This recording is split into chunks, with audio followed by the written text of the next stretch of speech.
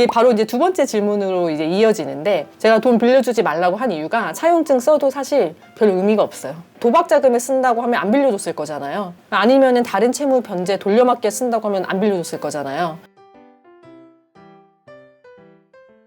안녕하세요. 여러분의 하나뿐인 변호사 하나변호사입니다. 제가 오늘은 돈 빌려주는 거 관련해서 설명을 좀 드리려고 하는데요. 제 가장 친한 친구가 얼마 전에 돈 빌려주는데 어떻게 하면 안전하게 빌려줄 수 있냐고 물어봐서 이 내용을 설명을 하다가 생각이 난 건데, 제가 오늘은 결론 먼저 말씀드리면 돈은 그냥 빌려주지 마세요. 그런 말이 많이 있잖아요. 내가 돈 가까운 사람이든 뭐 돈 빌려줄 때 이거 줄 수 있는 돈이면 빌려주고 아니면 빌려주지 마라, 돈 거래하지 마라, 이런 말이 있는데 이게 괜히 있는 게 아니고, 첫 번째 제일 궁금해 하시는 게 제가 차용증 안 썼는데 이거 어떡하나요? 이런 질문 많이 받는데요. 사실 돈 빌려줄 때 차용증이 있으면 명확하기는 한데 꼭 차용증을 써야만 효력이 있는 거는 아니거든요. 친한 사이면은 그렇죠. 나중에 갚어 이런 네, 수가 그쵸, 있잖아요. 그쵸. 차용증까지는 조금 내가 좀 너무 예민한가? 맞아. 그런 느낌이 네. 있어가지고. 네. 그리고 이제 돈 주고받을 때 뭐 전화한 통화 녹음이라든지 아니면 메시지로 뭐 돈 빌려달라고 하고 뭐 또 갚겠다는 내용이라든지 이런 게 있으면은 이걸로 충분히 입증이 돼요. 형사에서도 그렇고 민사에서도 그렇고 내가 돈 빌려준 거 그냥 입증만 하면 되는 거라 꼭 차용증을 써야만 하는 거는 아니고요.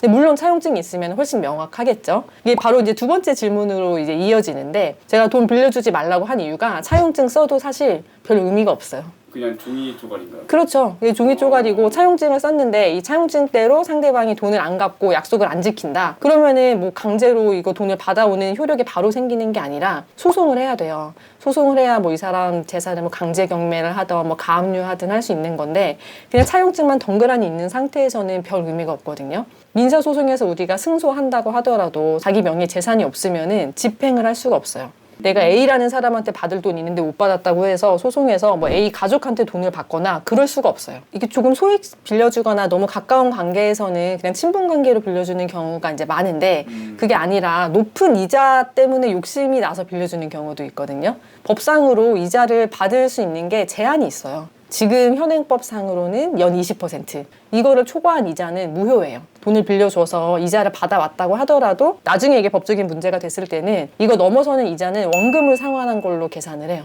그래서 이자제한법을 위반하면은 사실 형사처벌 대상도 되는 거여서, 내가 돈 그냥 높은 고금리로 빌려주고 상대방이 준다고 해서 받았어요 하더라도 엄밀하게 문제를 삼으면은 형사처벌 대상이 될 수도 있고요. 제가 아까 말씀드린 게 민사 고소한다고 하더라도 명의 재산 없으면은 돈 못 받는다고 말씀드렸잖아요. 그래서 의뢰인들이 많이 찾는 게, 그러면은 나 이 사람 사기죄로 고소를 하겠다.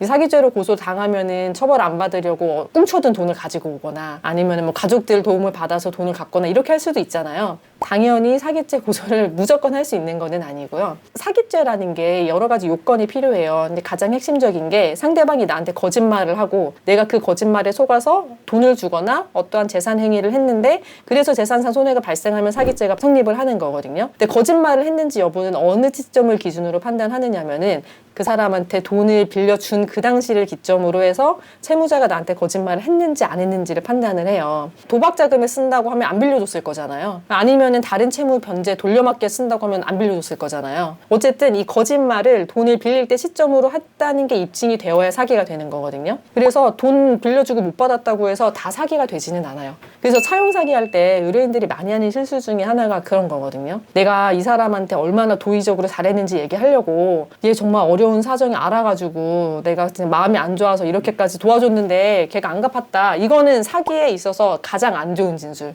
왜냐면 그 사람이 경제적으로 어려워서 갚을 길 없다는 거 이미 알고 있었다는 진술을 내가 하잖아요. 그러면은 거짓말에 속은 게 없는 게 되는 거죠. 아, 이미 알고 그쵸? 있었다고 판단을.